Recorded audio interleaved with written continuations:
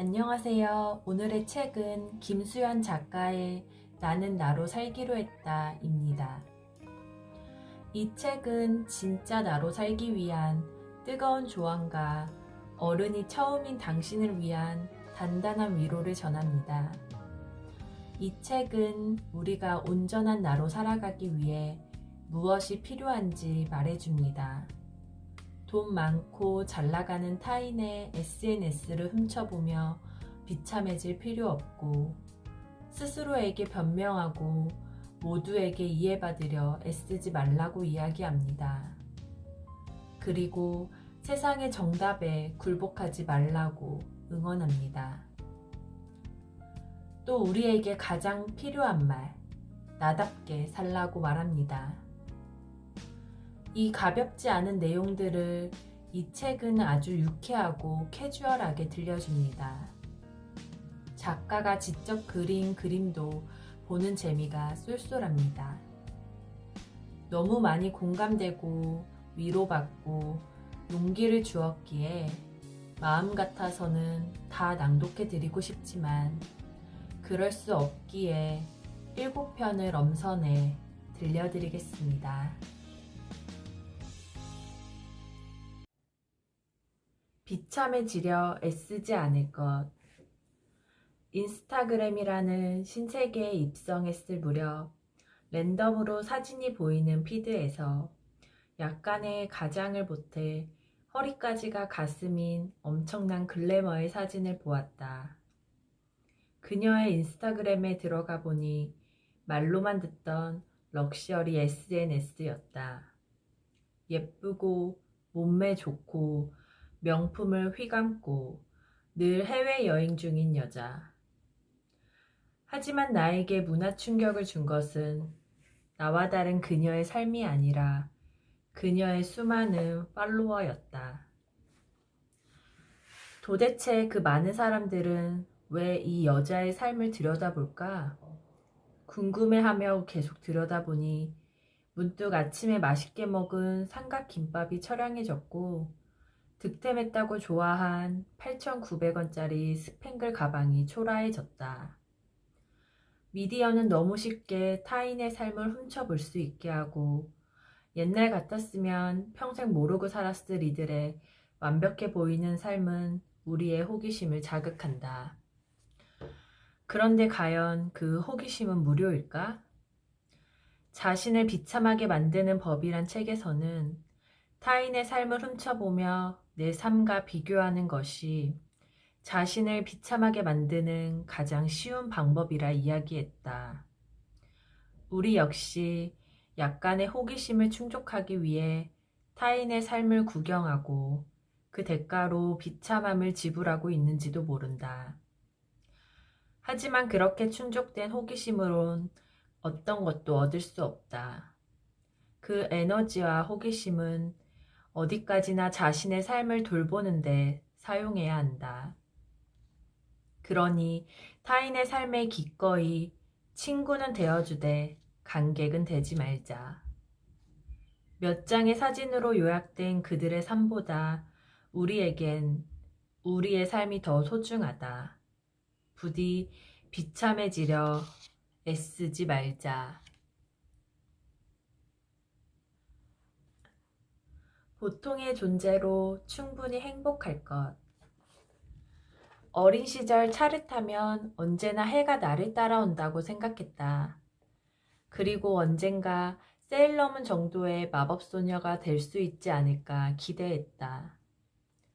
물론 성인이 되어서도 이런 생각을 계속한다면 중증의 가대망상 판정을 받기 딱 좋을 것이다. 그래도 나이를 먹으면 악의 무리로부터 세상을 구하는 영웅은 아닐지라도 어딘가 특별한 어른이 되어 있을 것만 같았다. 하지만 현실의 나는 평범한 어른으로 자라났다. 화려한 삶도 아니며 무한의 자유를 누리지도 않는다. 여전히 소고기는 마음껏 사먹기 어렵고 좁은 생활 반경 속에서 멋없는 일상은 반복된다. 그런데 생각해보면 평범한 어른 중에 한 사람이 되었다는 사실을 깨닫는 지점. 어린 시절 내가 품었던 이상을 떠나보내는 지점. 어른의 사춘기는 그 지점에서 오는 게 아닐까? 물론 그 순간이 슬프고 씁쓸하기는 하다. 하지만 어린 시절의 환상과 기대감에서 벗어나 특별하지 않은 보통의 존재로서 자신의 삶을 꾸리는 것. 어른의 숙제란 그런 것인지도 모른다. 나는 앞으로도 세일러문이 돼서 지구를 구할 일도, 소로본 대학의 교수가 될 일도 없을 것이다. 하지만 내가 원하는 건 나의 동창들이 내 소식을 듣고 배가 아파 복통을 일으키는 것도 아니고, 친척들이 가문의 영광이라며 나를 우러러 보는 일도 아니다. 대신 내겐 쓰고 싶은 글이 있고 조금 더 잘해보고 싶은 그림과 디자인 일이 있다.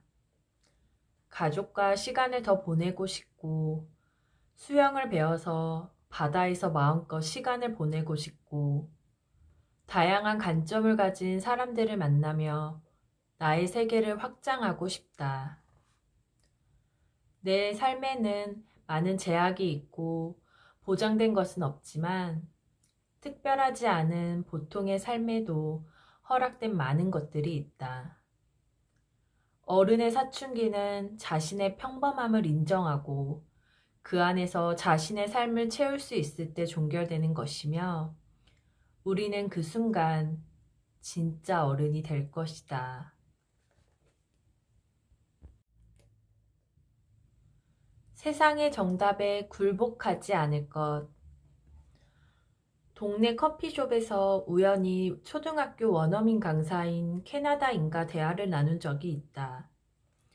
그녀는 내게 우리나라에 와서 이상하게 느낀 점을 이야기했는데, 한국 사람들은 똑똑한 학생을 좋은 학생이라고 생각한다는 것이었다. 그녀가 봤을 땐 공부를 못해도 좋은 학생일 수 있고, 공부를 잘해도 좋은 학생이 아닐 수 있는데 말이다. 잘 산다의 의미 역시 비슷한 맥락을 갖는다. 잘 산다고 할 수 있는 요소에는 경제적인 기반 외에도 건강한 신체와 좋은 인간관계, 삶의 철학과 예술을 즐길 수 있는 신미안, 이를 통해 느끼는 보람 등 다양한 가치가 있다. 그렇지만 우리에게 잘 사는 것, 웰빙이란 오직 부자의 삶, 리치의 의미로만 이야기가 된다. 왜 우리는 그 많은 가치들을 잊은 채 한 가지 가치로만 수렴하도록 프로그래밍 된 것일까? 아마도 6.25 신성과 반공 이데올로기가 지대한 영향을 끼쳤을 테다. 더는 침략당하지 않고 절망을 대물림하고 싶지 않았던 6.25 심성은 두발 단속과 통금시간이라는 군대식 문화와 획일적인 통제를 따르게 했고, 반공 이데올로기는 다른 답을 논하는 것 자체를 불순하게 만들었다. 집단이 강요하는 한 가지 방식과 한 가지 답을 견뎌온 것은 어떻게 해서든 살아남아야 했던 우리의 생존 방식이었다. 이렇게 뿌리내린 생각의 방식은 몇 세대를 걸쳐 이어졌다. 100억 달러 수출, 1000달러 소득같이 계량화한 한 가지 목표에 매진하게 했던 사회 방식은 5kg 감량, 토익 900 달성 같은 개인의 삶의 방식으로 자리 잡았고, 획일적인 사회 모습은 한 가지 답을 쫓는 개인의 모습으로 남아있게 되었다. 그래서 우리 사회에서는 체지방 17%에 48kg이 되어야 하고, 밝고 겸손한 성격이어야 하며, 좋은 대학을 나와 대기업에 가야 한다. 높은 기준의 단일화된 정답을 이야기하며 정답의 병적인 찬사와 오답에 대한 노골적인 모욕을 서슴지 않는다. 그 속에서 졸지에 오답이 된 개인은 혼자이므로 그 부적절함을 견뎌야 한다. 그 결과 우리에게 정답이 된 소수의 오만과 오답이 된 다수의 열패감으로 응축된 병적인 사회가 남았다. 영국의 저널리스트 다니엘 튜더는 한국이 교육, 명예, 외모, 직업적 성취에서 스스로를 불가능한 기준에 획일적으로 맞추도록 너무 큰 압박을 가하는 나라라 이야기하며 이룰 수 없는 목표를 요구한다는 점에서 한국을 불가능한 나라라 평했다. 우리가 생각하는 이상적인 나는 과연 가능한 존재인가?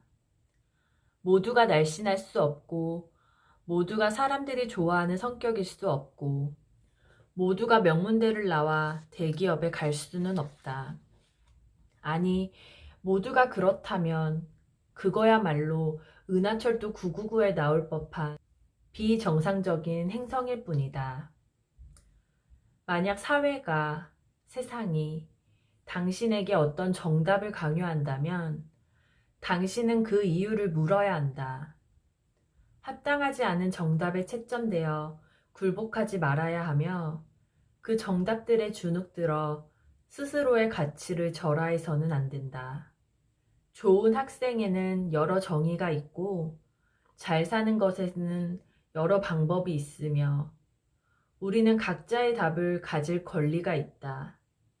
우리는 오답이 아닌 각기 다른 답이다. 미래에 대한 엉터리 각본을 쓰지 않을 것. 한동안 별일 아닌 일에도 걱정을 반복한 적이 있다. 미리 걱정을 해두면 막상 문제가 벌어졌을 때 안도감이 들어서 그랬다. 예를 들어 기침이 계속 나와 폐병을 걱정하며 병원에 가면 독감쯤은 다행스럽게 느껴질 것처럼 안도감을 얻기 위해 가장된 걱정을 했던 거다. 그런데 마음이란 건 신기하게도 중간 과정 없이 반복돼서 나중에는 기침만 해도 폐병에 걸린 듯 벌벌 떨게 된다. 그렇게 지나치게 왜곡된 걱정은 습관이 되고 최악의 상황을 홀로 리허설하며 탈진하게 된다. 그런데 일어나지 않은 일을 앞서 걱정하는 건 전쟁이 일어날까 두려워 땅굴에서 살거나 혹시나 하는 마음에 당장 쓰지 않을 물건을 대량 구매해 놓는 것과 같다. 삶의 낭비이자 비합리적인 일이다. 그럼 어떻게 해야 이 낭비를 줄일 수 있을까? 걱정은 대체로 비합리적이고 지나치게 부정적인 생각에서 촉발된다. 그렇기에 가장된 걱정에서 벗어나는 방법은 막장 드라마급의 개연성을 가진 왜곡된 생각을 바로잡는 것에서 시작한다. 당신의 걱정을 들여다보자. 일어날 확률이 낮은 최악의 경우를 떠올리고 있지는 않은가? 겨우 기침을 단서로 폐병을 염려하고 있지는 않은가? 그 날조된 미래에 붙잡혀 지금을 망치지 말자. 당신의 괴로움은 당신이 쓴 엉터리 각본 때문이다. 문제를 안고도 살아가는 법을 배울 것. 살다 보면 원치 않은 일들이 일상 위로 투하될 때가 있다. 그리고 어떤 일들은 딱히 해결책이 존재하지도 않는다. 다시 되돌릴 수 없는 일, 과거의 실수가 현재의 발목을 붙잡는 일, 오랜 시간 돌보며 그때그때 덧나지 않도록 관리해야 하는 일. 그런 일들이 들이닥칠 때 손상된 삶 따위는 내팽개치고 싶다는 생각이 든다. 인생도 닌텐도 게임처럼 리셋하고 다시 시작할 수 있다면 얼마나 좋을까? 이번 생은 망한 것 같으니 죽은 듯이 살아가야 할까? 내게도 그런 순간이 있었다. 하지만 그런 생각을 하다가도 끝에는 그래도 나는 살아가고 싶다는 결론에 닿았다. 몇 가지 사건들로 내 삶 전체를 포기하는 건 너무 억울했고 남들이 보기엔 내 삶이 별거 아닐지라도 내겐 전부이므로. 드라마 또 오해영에서 혜영의 말처럼 나는 여전히 내가 애틋했고 내가 잘 되길 바랬다. 당신도 그럴 수 있다. 너무 지쳐서 내 자신이 지긋지긋해서 감당하기 힘들어서 그런 나 자신을 내팽개치고 싶을 수 있다. 하지만 내가 아닌 누구도 내 삶을 대신 돌봐주지 않는다. 상처가 생겼다는 이유로, 마음에 차지 않는다는 이유로 누구의 돌봄도 받지 못한 채 내 삶이 홀로 울고 있다면 그건 너무 미안하지 않은가. 그러니 살다가 어떤 불행을 마주한다 해도 충분히 슬퍼하고 괴로워했다면 그 원치 않은 사실과도 함께하는 방식을 익히자.